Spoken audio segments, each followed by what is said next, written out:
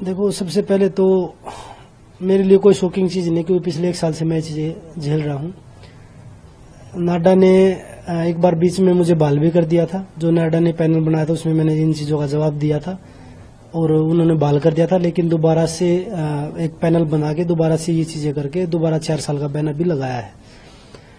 लेकिन जो पीछे एक एक्सपायरी किट का था, क्योंकि उनका जवाब 1 साल से मैं मांग रहा हूं, अभी तक नहीं आया। मैंने 4-5 बार मेल भी किया है, वो वीडियो बना के मैंने सोशल मीडिया पे डाल रखा किट का पूरा। और उसके बाद नाडा बोल रही है कि भाई बजरंग ने सैंपल नहीं दिया, वो वेन्यू छोड़ के चला गया जब नेशनल ट्रायल हो रही थी, उस समय की बात है। तो मैं आपके माध्यम से मैं देशवासियों को भी और जो और बड़े अधिकारी हैं जो बैठे हैं, जो सोच रहे हैं कि हाँ भाई गलत कर रहे हैं खिलाड़ी, उनको भी बताना चाहता हूँ कि जब ट्रायल चल रहे थे, जो उन्होंने टाइम दे रखा है कि भाई बजरंग वेन्यू छोड़ के चला गया था, उसके बाद मैंने जो आपने डॉक्टर अपॉइंट कर रखा, जो सरकारी डॉक्टर था, उससे मेडिकल बनवाया है और उस पर टाइम लिख रखा है कि भाई किस टाइम मैंने मेडिकल बनवाया, अधिकारियों को दिया वहाँ पे। उसके बाद मैंने वेन्यू छोड़ा था। उसके बाद मेरी जो बाउट के बाद वो बोल रहे कि वेन्यू छोड़ के चला, उसके बाद मेरी एक बाउट और भी थी।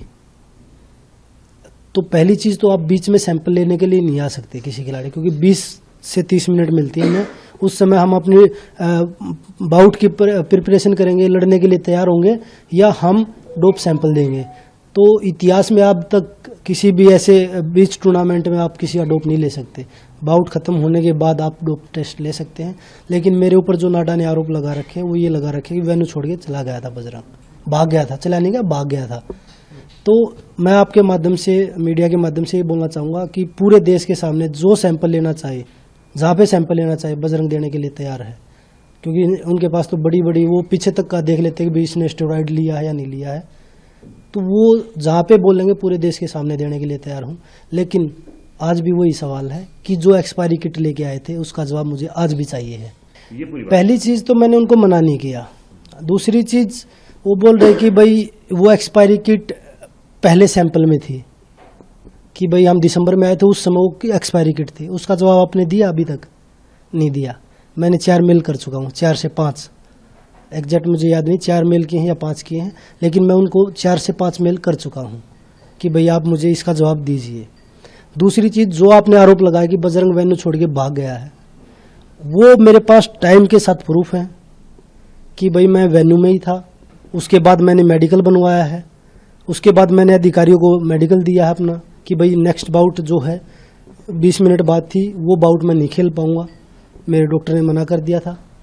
लेकिन उसके बाद नाडा ने जो ये मेरे ऊपर जो ये लगाया है, तो इसका सीधा सीधा ये है कि भाई हम महिला खिलाड़ियों के साथ खड़े थे।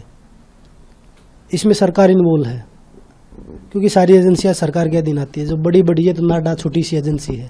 जब बड़े बड़े लोग इतने इतने करोड़ का घोटाला करके और सरकार में जाके वो क्लीन हो जाते हैं, तो वो एजेंसियां उन्हीं के पास है, तभी तो वो होते हैं ना क्लीन। अभी तो एक नाडा की छोटी सी कंपनी हमारे पीछे लगाई है एजेंसी, कि भाई इनको डोप में फंसा के डरा के कैसे भी पीछे हटाओ। और बहुत सारी एजेंसियां लगाएगी सरकार हमारे पीछे अभी, कि भाई बजरंग तो ये कर रहे हैं। जो प्रोटेस्ट में जो खिलाड़ी थे, महिला खिलाड़ी थी, उनके ऊपर भी डोप का दबाव बना के कि आपके घर पे डोप वाले आए होंगे। तो बड़े दुर्भाग्य की बात है कि खिलाड़ी को नहीं पता होता कि आज मेरे पास डोप वाले आएंगे टेस्ट लेने के लिए।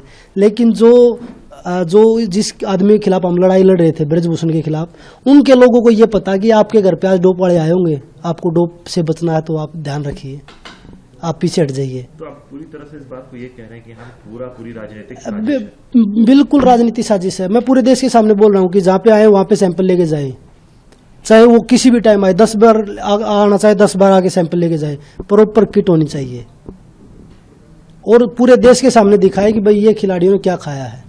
अब तो हम टूर्नामेंट भी नहीं लड़ रहे, अब आके ले सकते हैं। चलिए।